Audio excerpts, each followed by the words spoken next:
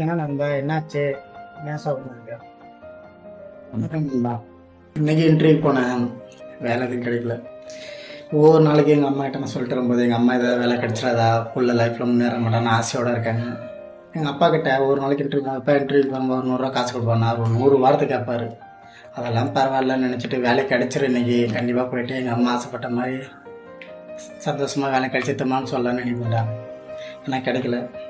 இதனால் வேலை கிடைக்கலன்னு கூட கஷ்டம் இல்லை. இன்றைக்கி ஒரு ஹோட்டல் கடைக்கு கேஷியர் ஒர்க்காக ட்ரை பண்ணேன்.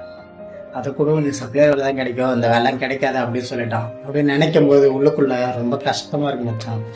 கஷ்டப்பட்டு வாழ்க்கையில் முன்னேறலாம், படித்தா வாழ்க்கையில் முன்னேறலாம் சொன்னாங்க.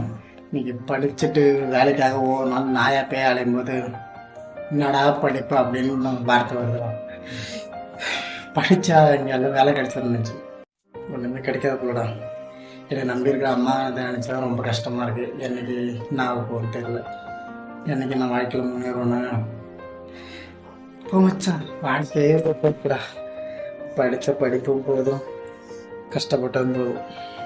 இங்கே படிக்கும் போதெல்லாம் படித்தாலாம் வேலை கிடைக்காது மச்சான். படிக்கும் போது ஏதோ ஒரு தொழிலை கற்றுக்கணும் போல், இப்போதான் வேலை கிடைக்கும். பெஸ்ட்டு மச்சான், படித்த படிப்பு எல்லாம் போயிடுத்தோன்னு ரொம்ப கஷ்டமாக இருக்கு. என் லைஃப்பை நான் செய்யல, அதுதான் என்ன செய்து மை லைஃப் ஃபுல் டேமேஜ்.